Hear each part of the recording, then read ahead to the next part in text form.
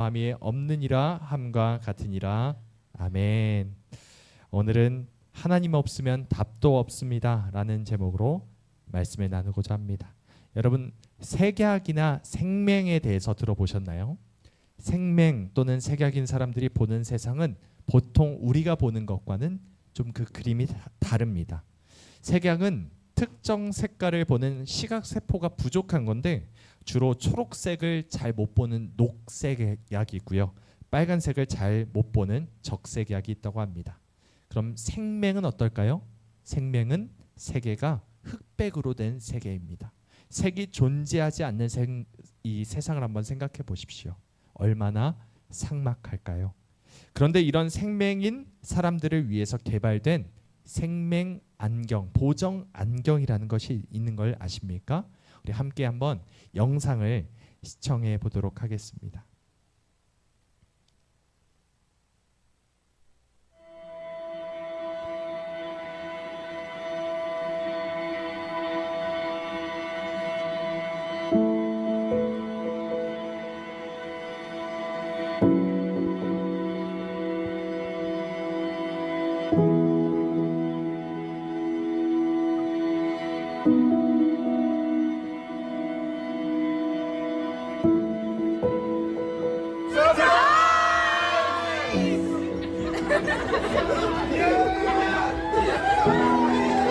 Happy birthday, bro! Happy birthday! What? Come here! Come here! Let's go! Come here! Turn around. Turn around. There's no guarantee. Better softy, you thought that you deserved the chance to try it. Put him on, bro.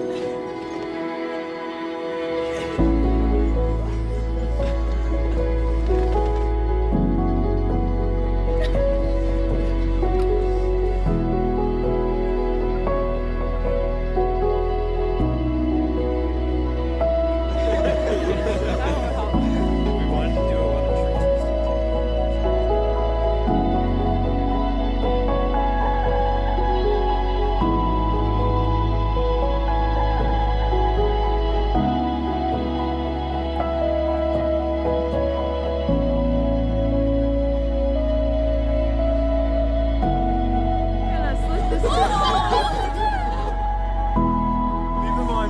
Don't go back and forth. Leave them on. Let them adjust.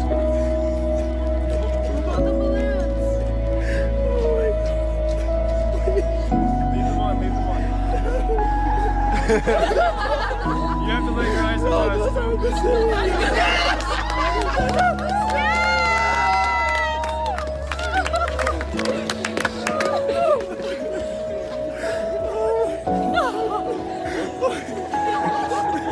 여기까지 하겠습니다. 네, 어떻습니까? 참 가슴 벅차는 이야기죠. 네, 다시 띄워주시면요.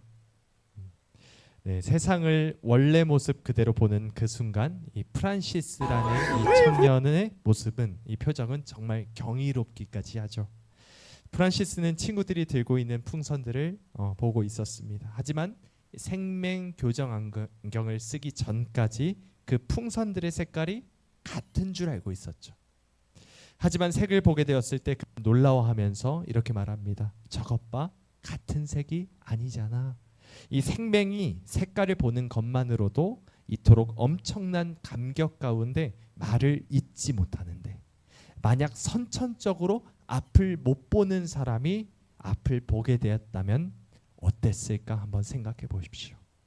얼마나 압도적인 경이감에 빠지겠습니까? 얼마나 기뻐하고 감사할까요? 그런데 여러분, 우리가 바로 이런 영적인 맹인들임을 기억해야 합니다.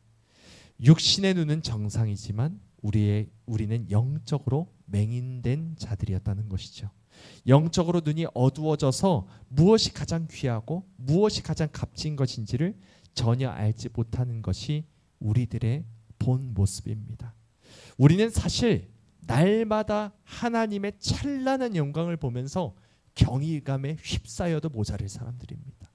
이야, 하나님의 이 영광이, 하나님의 이 찬란한 모든 이 피조물의 작품이 어떻게 이렇게 아름다울까라고 생각하며 경이감에 휩싸여야 하는데, 우리는 정말로 하나님의 영광을 보고 기뻐하며 감사하며 그렇게 하나님을 찬양하고 있습니까?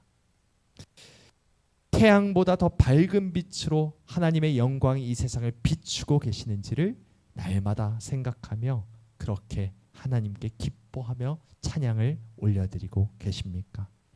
그러지 못할 때가 참 많이 있죠. 이 모든 것이 하나님을 떠나 죄를 지었기 때문에 우리의 영혼이 어두워지고 하나님의 영광을 보지 못하는 존재들이 된 것입니다. 오늘 우리는 하나님을 떠나 영적으로 눈이 멀어버린 사람이 어떤 상태가 되어버리는지 3단계로 알아보고자 합니다. 먼저 첫 번째, 우리 함께 읽어볼까요? 시작. 생각이 오염됨. 우리 로마서 3장 11절 말씀을 읽어보겠습니다. 시작. 깨닫는 자도 없고 하나님을 찾는 자도 없고. 아멘. 생명이었던 프란시스는 자기 눈앞에 있는 풍선들이 각각 다른 색깔이었던 것을 전혀 모르고 있었죠. 하지만 교정 안경을 쓰고 색을 구분하게 되자 풍선들이 각각 다른 색깔이라는 것을 깨닫게 됩니다. 눈이 보이지 않는 사람은 아무리 알고 싶어도 알 수 없는 것들이 있죠. 내가 사랑하는 사람, 그토록 보고 싶은 사람의 얼굴이 어떻게 생겼는지를 알 수가 없습니다. 찬란한 하늘과 숲의 나무, 지저귀는 새들과 드넓은 평야의 모습에 대해서 아무리 정보를 들어봤자 그 진짜 모습을 제대로 알 수는 없는 법이죠. 깨닫고 싶어도 깨달을 수가 없습니다. 왜냐하면 보지 못하기 때문입니다. 영적으로 눈이 감겨져 있으면 아무리 하나님에 대해서 알고 싶어도 깨닫고 싶어도 깨달을 수 없는 것들이 있습니다. 여러분, 깨닫지도 못하는 분을 찾을 수 있을까요? 깨닫지도 못하는 분을 정말로 우리가 사랑할 수 있을까요? 그럴 수 없다는 것입니다. 만약 우리가 하나님이 얼마나 존귀하신 분이신지, 얼마나 아름다우신 분이신지를 단 1%라도 제대로 엿보게 된다면 지금까지 우리가 하나님을 대하는 태도는 완전히 달라질지 모릅니다. 여러분, 이 그림 한번 보실까요? 이 그림을 한번 보시고 이 그림이 뭔지 아시는지 한번 추측해 보세요. 뭘 지금 그리고 있는지, 어떤 그림일까요? 사실 저도 잘 모르겠습니다. 그냥 이것이 유명한 그림이라고 해서 가져왔는데, 이 그림 얼마 정도 되냐면 1억 8,600만 원이 아니라 $10,000라고 합니다. 그러니까 2,553억 정도라고 합니다. 세계에서 가장 비싼 그림 중 6위 정도 되는 그림입니다. 어마어마한 그림이죠. 근데 딱 봤을 땐 저게 뭐야? 라는 생각이 들지 않으시나요? 이렇게 액수를 들으니까, 금액에 대해서 들으니까 입이 떡 벌어지는 것이, 솔직히 처음 봤을 때는 별 감흥이 없으셨을 겁니다. 저게 뭔데 하면서 대수롭지 않은 반응을 보이는 것이 보통 모든 평균 사람들의 반응일 겁니다. 그런데 여러분, 마치 우리는 하나님을 이런 취급하고 있다는 겁니다. 하나님이 얼마나 엄청나게 귀한 분이신지를 잘 모르다 보니까 너무 쉽게, 너무 가볍게 하나님의 말씀을 봐도 별 대수롭지 않게 그냥 흘러 넘기듯 보고 있지는 않은지요. 오늘 이 말씀을 듣기 위하여 온 우리 마음은 어떤가요? 하나님의 존귀하심을, 하나님의 영광을 보기 위하여 감격과 기대 가운데 그렇게 오셨나요? 여러분, 10계명의 1계명이 무엇입니까? 너는 나 외에 다른 신을 내게 두지 말라 하는 것입니다. 그럼 2계명은 뭘까요? 우리 출애굽기 20장 4절 말씀을 함께 읽어보겠습니다. 시작. 너를 위하여 새긴 우상을 만들지 말고 또 위로 하늘에 있는 것이나 아래로 땅에 있는 것이나 땅 아래 물속에 있는 것에 어떤 형상도 만들지 말며. 아멘. 2계명이 무엇입니까? 우상을 만들지 말라는 것이죠. 우상은 형상을 말합니다. 하나님을 어떤 형상에 담는 것을 하지 말라라는 것이죠. 출애굽한 이스라엘 백성이 시내산에 도착한 후에 하나님께서 모세를 부르십니다. 그래서 이 모세는 40일 동안 하나님을 대면하며 그 시내산 꼭대기에서 하나님과 함께 있었죠. 그런데 이스라엘 백성들 사이에서 안 좋은 소문이 떠돕니다. 이 모세가 죽었다. 모세가 산에서 죽게 된 것이 분명하다. 민심이 급격하게 안 좋아집니다. 그리고 이 사람들이 아론에게 가서 이 모세가 죽은 것 같다라고 말하면서 이렇게 말하죠. 우리 함께 읽어보겠습니다. 시작. 백성이 모세가 산에서 내려옴이 더딤을 보고 모여 백성이 아론에게 이르되 말하되 일어나라 우리를 위하여 우리를 인도할 신을 만들라. 이 모세 곧 우리를 애굽 땅에서 인도하여 낸 사람은 어찌 되었는지 알지 못함이니라. 아멘.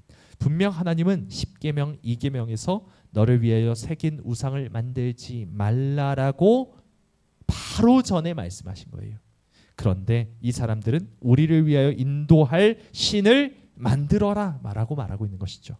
그래서 아론은 결국에는 이 여론에 못 이겨서 할 수 없이 금송아지를 만듭니다.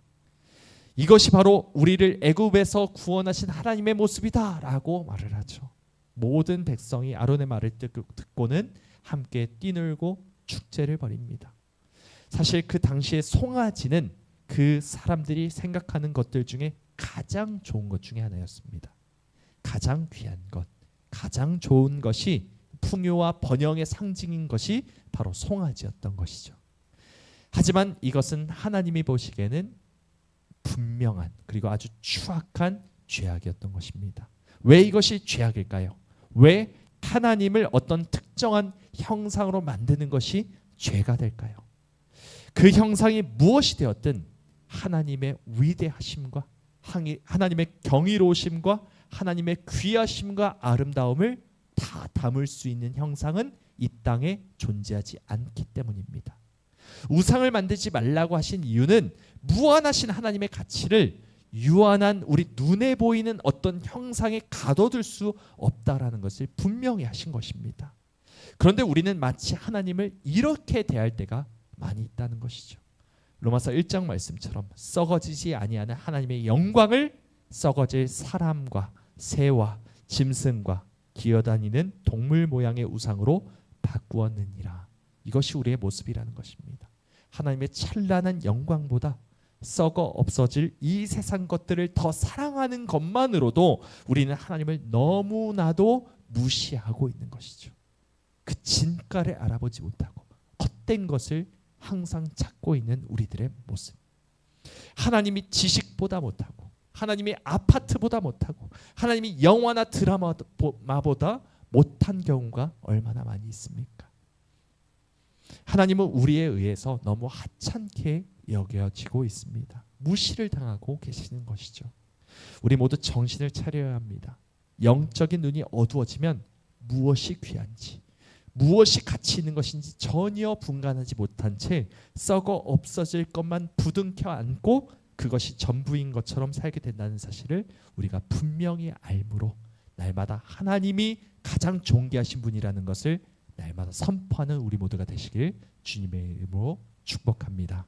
우리 두 번째 함께 읽어볼까요? 시작. 행동이 오염됨. 죄를 지은 자들, 하나님을 떠난 자들은 반드시 그 행동이 오염되어 버립니다.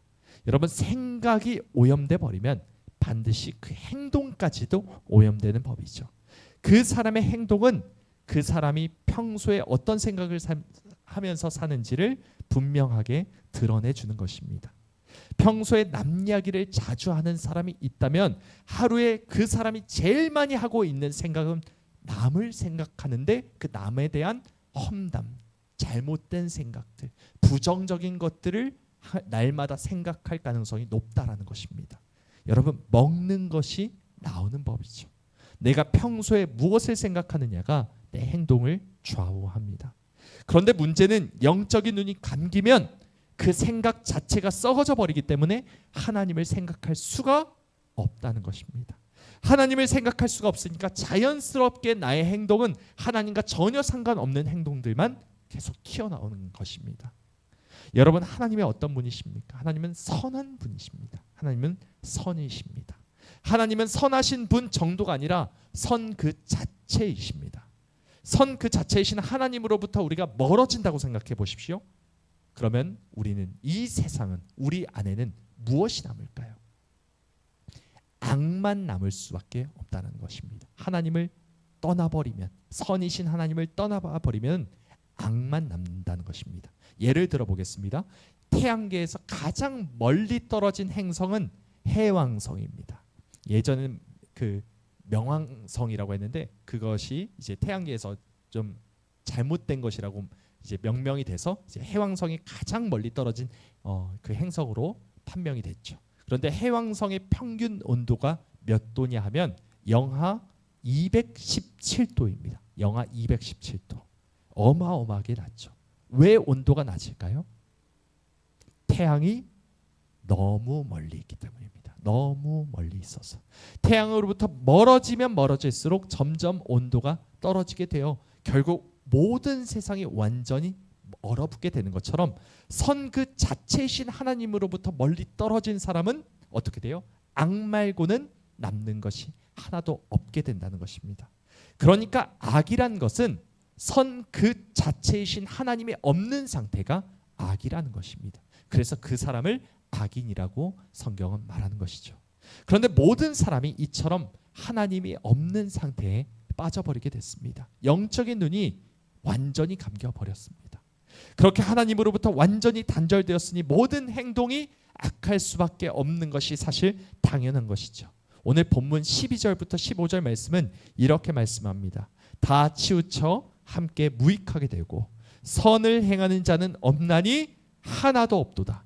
그들의 목구멍은 열린 무덤이요 그 혀로는 속임을 일삼으며 그 입술에는 독사의 독이 있고 그 입에는 저주와 악독이 가득하고 그 발은 피 흘리는데 빠른지라.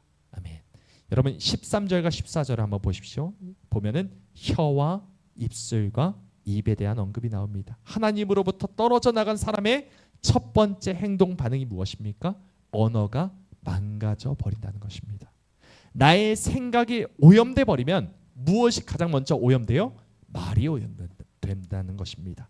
내가 뱉어내는 모든 말들은 내 생각을 반영하고 내 삶을 투영하는 것이기 때문이죠. 그런데 하나님을 떠난 자는 그 생각이 완전히 오염되어 버렸기 때문에 그 입에서 나오는 모든 말들도 다 더러울 수밖에 없다는 것입니다. 입으로 나오는 모든 것이 다 헛된 것들, 더러운 것들, 거짓된 것들로 가득하게 되는 것이죠. 저주와 악독이 가득하게 되는 것입니다.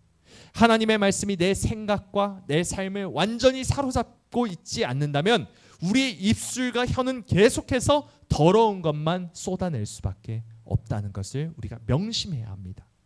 그리고 그렇게 언어가 오염된 사람, 입술이 오염된 사람은 반드시 그 손과 발로 그 언어가 옮겨가게 돼 있어요. 그래서 14절과 15절은 이렇게 말씀하죠. 그 입에는 저주와 악독이 가득하고 그 다음에 15절 보면 그 발은 피 흘리는데 빠른지라. 우리의 입술로 계속해서 말하는 것이 나중엔 그 행동까지도 좌지우지 만든다는 것입니다. 그 사람은 내가 말하는 대로 행동하게 되어 있습니다. 내가 생각하는 것을 말하고 내가 말하는 것을 실행에 옮깁니다. 예수님도 이렇게 말씀하셨죠. 입에서 나오는 것들은 마음에서 나오나니 이것이야말로 사람을 더럽게 하느니라. 입에서 나오는 것들이 어디서 나온다고요? 마음에서 나온다 말합니다. 생각에서 나온다는 것이죠. 나의 생각이 나의 말을 좌우하고 나의 말이 나의 모든 삶을, 나의 행동을 다 더럽게 만든다는 것입니다. 그래서 야고보 사도도 이렇게 말씀합니다. 누구든지 스스로 경건하다 생각하며 자기 혀를 재갈 물리지 아니하고 자기 마음을 속이면 이 사람의 경건은 헛것이라. 혀는 곧 불이요 불의의 세계라. 혀는 우리 지체 중에서 온몸을 더럽히고 삶의 수레바퀴를 불사르나니 그 사르는 것이 지옥불에서 나느니라. 아멘. 우리가 스스로 경건하다 생각하며 하나님 앞에 나와 있다 할지라도 예배를 드린다 할지라도 우리가 하나님의 말씀에 사로잡혀 있지 않는다면, 하나님으로부터 가까이 있지 않는다면 우리의 모든 언어가 헛것이 될 것이고, 헛된 말과 거짓된 말이 될 것이고, 남을 헐뜯는 말이 될 것이고, 그런 삶의 수레바퀴는 완전히 불살라져서 경건은 모두 헛것이 되고 하나님 앞에 버림받는 자가 될 수 있다라는 경고죠. 무서운 경고입니다. 우리의 입술과 우리의 혀에 재갈을 물려야 합니다. 아무 말이나 내뱉어서는 안 됩니다. 우리가 무엇을 말하고 있는지를, 우리가 무엇을 증거하고 있는지를 한번 생각해 보십시오. 혀는 불과 같습니다. 그래서 삽시간에 번져나갑니다. 우리가 입으로 내뱉는 것이 우리의 온몸으로 번져질 뿐만 아니라 우리의 삶 전체를, 그리고 우리 주변에 있는 모든 삶들을 다 태워버릴 수 있다는 것입니다. 민수기 14장도 이렇게 말씀합니다. 나를 원망하는 이 악한 회중에게 내가 어느 때까지 참으랴. 이스라엘 자손이 나를 향하여 원망하는 바 그 원망하는 말을 내가 들었노라. 그리고 아주 무서운 말씀을 하시죠. 그들에게 이르기를 여호와의 말씀에 내 삶을 두고 맹세하노라. 너희 말이 내 귀에 들린 대로 내가 너희에게 행하리라. 내 귀에 들린 대로, 너의 말이 내 귀에 들린 대로 행한다라는 말이 얼마나 무서운 말입니까? 이 무시무시한 말씀을 우리가 그냥 넘겨버리고 또 헛된 말들, 거짓된 말들, 남들을 헐뜯는 그런 저주와 악독이 가득한 말을 우리가 반복해서 사용해서는 안 된다는 것입니다. 내 입술에서 나오는 것을 누가 듣고 계세요? 하나님이 다 듣고 계십니다. 너희 말이 내 귀에 들린 대로 내가 행하리니. 여러분, 우리의 생각이 오염되면 우리의 말이 오염된다라고 말했습니다. 또한 우리 말이 오염되면 우리의 행실이 오염되고, 우리의 행실이 오염되면 우리의 삶 전체가 오염돼 버린다는 것이죠. 그러므로 우리는 이 악순환의 굴레를 하루속히 끊어내야 합니다. 이것을 끊어내려면 무엇부터 바꿔야 할까요?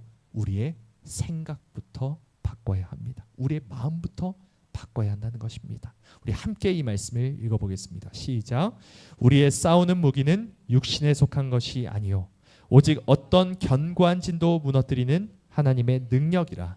모든 이론을 무너뜨리며 하나님 아는 것을 대적하여 높아진 것을 다 무너뜨리고 모든 생각을 사로잡아 그리스도에게 복종하게 하니. 아멘. 우리의 더러운 모든 생각들을 사로잡아서 그리스도에게 복종하게 하는 유일한 우리의 무기는 하나님의 말씀이라는 것을 믿으시기 바랍니다. 하나님의 말씀을 가까이 하는 것이 하나님을 가까이 하는 것이고, 그렇다면 우리는 악에서 점점 멀어져 선이신 하나님께로 다가갈 수 있는 것이죠. 우리 입술이 변화될 수 있는 유일한 길이 바로 하나님의 말씀을 묵상하고 그 말씀 안에 거하는 것이라는 것을 믿으십시오. 여러분, 말씀을 읽으셔야 합니다. 말씀을 들어야 합니다. 주야로 그 말씀을 따라 살아가야 합니다. 그 말씀이 조용히 읊조려져야 하고 우리 입술 가운데, 또한 그 말씀 그대로 우리가 행하고 살아내는 은혜가 있어야 합니다. 순종까지 가야 한다는 것이죠. 내 생각, 내 입술, 내 행동, 내 삶을 바꿀 수 있는 것은 이 세상 것이 아닙니다. 이 세상의 메시지가 아닙니다. 우리가 육신에 속해 있는 것으로는 결코 우리 자신을 바꿀 수 없다는 것입니다. 나를 완전히 새로운 피조물로 바꿀 수 있는 것은 단 하나, 하나님의 말씀을 기억하며 그렇게 하나님의 은혜 가운데, 하나님의 말씀 가운데 거하여 사는 저와 여러분 모두가 되시기를 주님의 이름으로 소망합니다.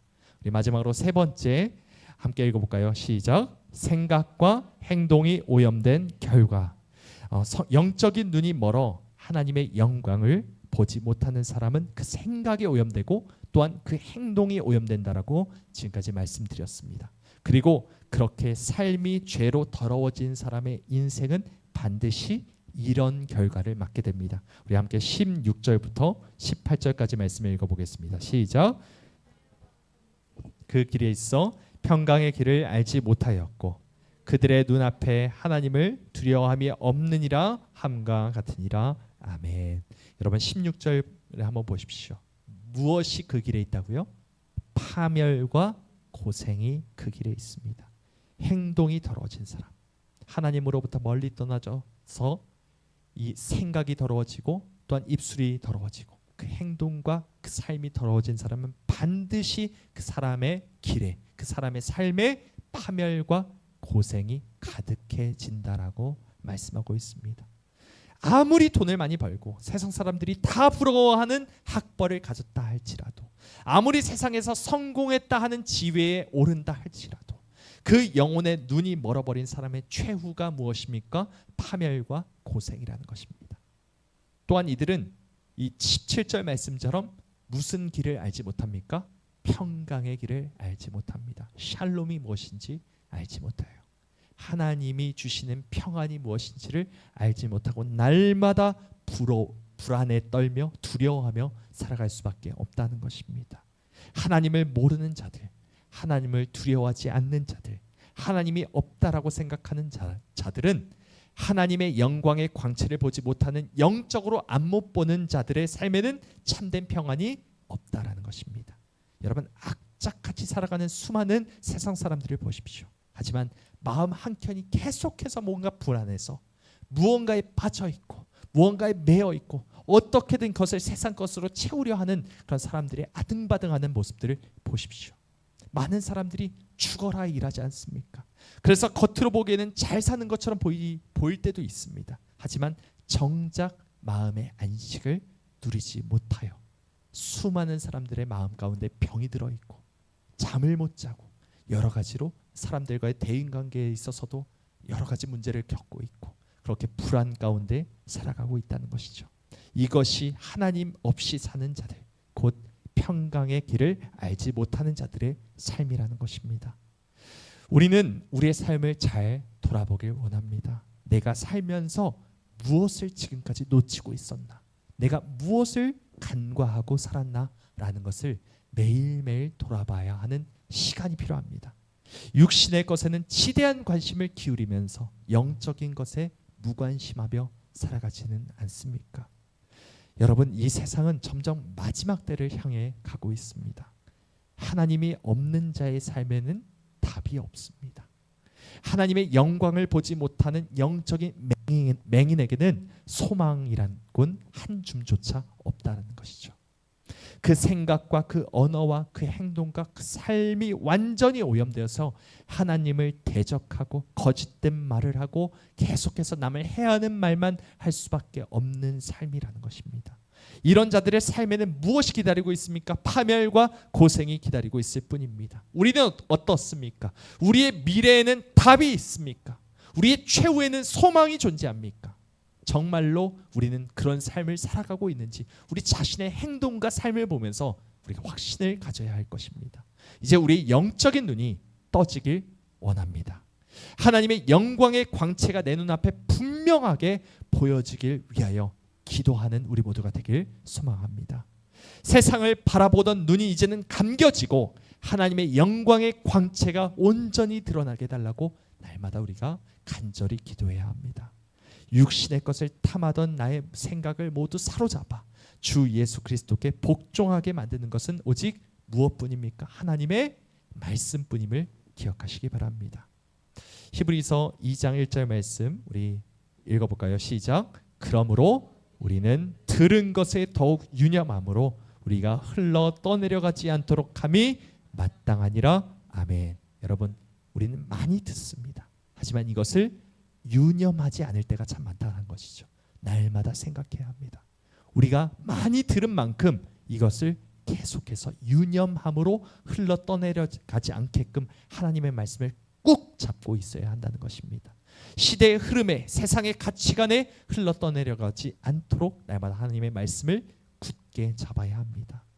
믿음의 주요 또 온전하게 하시는 이인 예수를 바라보자. 예수를 바라보길 원합니다. 오직 예수만 보길 소망합니다. 영적으로 맹인된 우리의 눈이 밝아져서 우리 주님의 얼굴에만 온전히 시선이 고정되는 그런 저와 여러분 모두가 되시기를 주님의 이름으로 간절히 소망합니다. 아멘. 우리 함께 찬양하고 기도합니다.